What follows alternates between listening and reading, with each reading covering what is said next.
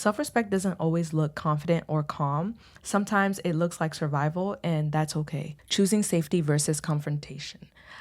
If you know that you're not safe, there's no need for you to stand up for yourself. There's no need for you to defend yourself because your safety comes first. Like, I don't condone violence. I always tell you guys, violence is not the move. So if you know for sure your gut feeling is telling you you are not safe, there's no need for you to defend yourself. Walking away quietly is not a sign of weakness. I don't want you guys to think that, oh my gosh, if I walk away, people are going to continue to walk over me. But if you feel as though you are not safe, there's no need for you to actually sit there and try to stand up for yourself, because I promise you your peace and your safety is way better than self-respect. Sometimes I understand you want to be respected, but if you know for sure you are not safe, you should just let things be. Okay, I rather you guys choose your safety 1,000 times rather than you choose confrontation, especially when you have like a gut feeling where you know for sure you are not safe.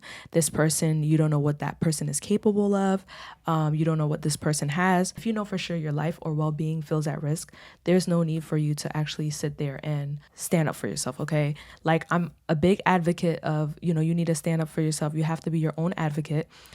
If you don't, no one's gonna stand up for you. But then at the same time, if you know for sure you are not safe, there's no need for you to be there. There's no need for you to defend yourself. Okay, if you feel like you want to say something back but then your stomach drops and your body gets tense, there's no need for you to say anything. Like, that's one example, because there's some moments where you just want to say something, but it's like your stomach is telling you like, oh no, this is not a good feeling, or your body's telling you this is not a good feeling. Just listen to your gut feeling and just let it be. Sometimes you have to tell yourself, like, you're going to talk about this later and get through the moment, because you don't want anything to happen or something to happen and then you're like, oh, I wish I could have. You know what I'm saying? You don't need to win every argument. You don't need to win every discussion. Sometimes if you feel the need that the other person is very aggressive or the person is coming at you strong and very like hostile, there's no need for you to actually go to that person and continue communicating with that person. Just listen, nod, and think what you think in your head and move on with your life, because sometimes it's just not worth it. Like, sometimes you don't need to correct people in public because you don't really know how ugly it's gonna turn out. So as soon as you know like this person is kind of like, you know what I'm saying, he's already going off, he's already like heated, there's really no need for you to actually win the argument.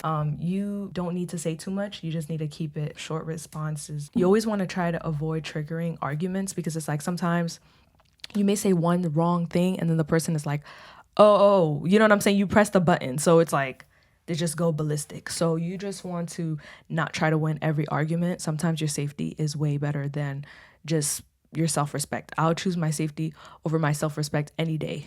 You know what I'm saying? I have a family to go back to. I know people love me in my house, so I need to go back home, okay? And I'm pretty sure same with you guys. You probably have a family, you have kids, you have things going on, so you don't want to make it a sad story for anyone. So sometimes if you catch yourself like explaining, and every time you explain, the person just keeps coming back at you and it's not getting anywhere, there's no need for you to talk. Sometimes it's just best for you just to analyze. And I saw this post the other day. It was saying that sometimes you don't even need to confront people. You just have to look at them and listen to them, because it's like sometimes when you confront them, they're just going to keep lying to you. Sometimes you talk to someone and they're lying to you right there and they're lying to you, but you just listen to them and just hear them out. You just, in your head, you just like, okay, I see exactly who I'm dealing with now and I know exactly how to move. You don't have to like address everything. Sometimes it's just not worth it. You're not freezing, you're just gathering information and data, so you know exactly who you're dealing with. And healing comes after safety, not before. Sometimes when you're in survival mode, you can't think properly. Sometimes when you're in survival mode, you're trying to come up with a comeback, and it's like you're just trying to figure out, how can I come back at this person? But it's very hard. Like, you can't think clearly, you can't heal correctly. So sometimes you have to kind of like take a breath, go back home, reanalyze the situation, and then think about it. Because when you go back home and you think about it, you're like, oh, I could have said this better, or I wish I had said this. You know what I'm saying? So sometimes you don't need to address everything right there and then. I think you just have to assess the situation. I think that's what I was trying to say in the last video about the self-respect, but people were just in the comments saying, I don't even know.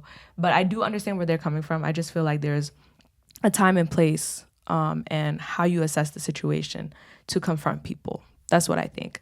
But I hope you guys enjoyed this video, and I'll see you guys in the next. Bye.